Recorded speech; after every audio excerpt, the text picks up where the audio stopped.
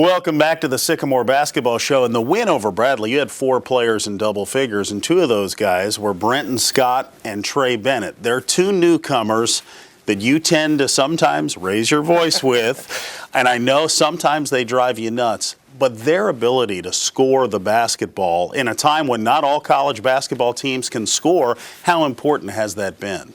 Well, there's been times when Brenton's carried us a little bit offensively. There's been times when Trey's carried us a little bit offensively, and those guys are so important to us. They're good basketball players. Brenton's already been the freshman of the Valley twice. Trey is he's been double figures several times. What hurts us is on the defensive end with those guys. You know, a lot of teams have been going at Trey. Has not been a great ball screen defender for us. Brenton off the ball.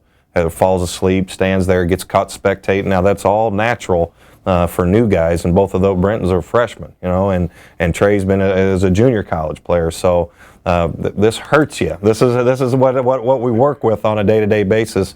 Both really good guys, both trying awfully hard every day to listen and do what we ask. But these guys are only going to get better. They are only going to get better. They're good basketball players, and for them to really help us on that defensive end, if they can do that, you'll see some nice results here coming down this month. Justin Gant, 10 points, 8 rebounds. That stat line from Justin, when you can get the high rebounds and double figures, is that what you're looking for from him? With Justin, you can kind of show with his stat line how hard he's competing. You know, if he's getting rebounds, if he's getting offensive rebounds, the guy that he's guarding, what they're getting. So we always need him to be aggressive. He's picked it up a little bit here over the last a month and played pretty darn good, competing hard against some very good players in the league. And then he struggles a little bit against UNI. But what I tell him and Christian is both of them have struggled at times getting baskets. Get to the offensive boards. Get yourself to the foul line. That's creating some contact, doing some things. Go.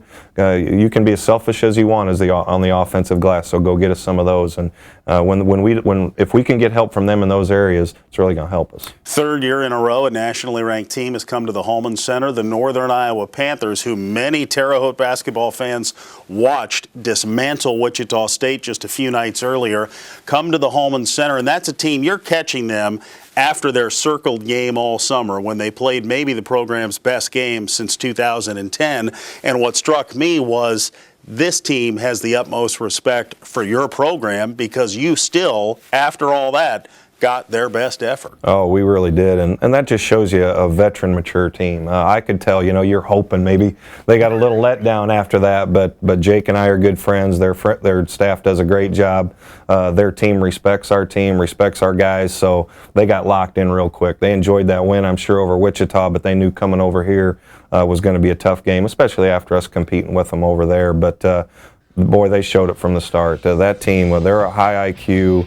5 seniors, 3 juniors, upperclassmen, just played the right way and basically controlled that game from start to finish. And we didn't make some shots, but we didn't do what we needed to do. We played into their hands a little bit to start, and guys were excited. And sometimes we've been guilty of that a few times this year, not starting very well because we're a little too much anxiety, whether it be nervous or too anxious for the game. But it's just stuff that we have to continue to work through and develop, and we will see them again in St. Louis. Yeah, well, let's hope. That would be a good sign. In that game, something that a lot of people said they had never seen, almost 10 minutes of basketball with no fouls and no stoppages. I can't believe it. I really can. And as a coach, Jake always, because he kind of platoons his guys, and he subs 3 guys because he's basically got 8 starters. So he subs 3 guys before the first media timeout, which is at 16 minutes.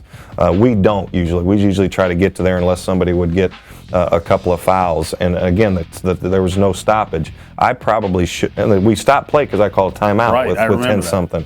I probably should have called one a little bit earlier because it was 8-8, and they stretched it from 17-8 during that time. But that's a time as a coach you're thinking, this is you want to see your guys. Are we grinding? Are we fighting?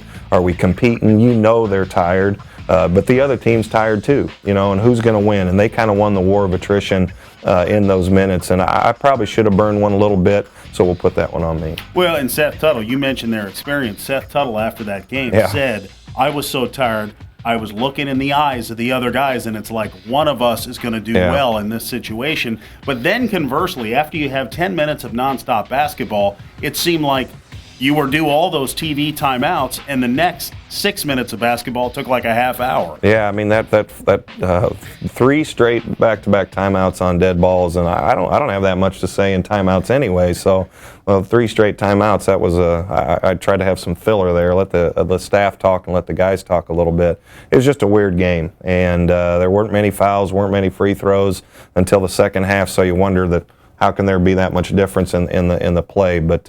Never really got a good flow there in the first half. Yeah, and on paper, or not on paper, but on the court, they stretched the lead to about 18. But at the end of the day, I looked at the stats. You took the same number of shots. They made, I think, 2 more. They made the same number of three-pointers as you.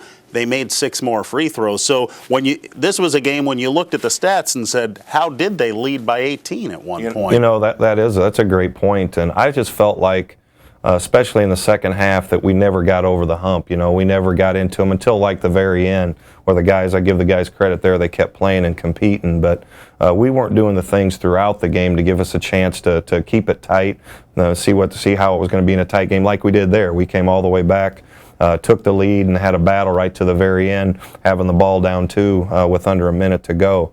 But they did what a veteran team does. They dictate the tempo. They're on the offensive end. They work it around, but they're not trying to get a shot until last 10 seconds of a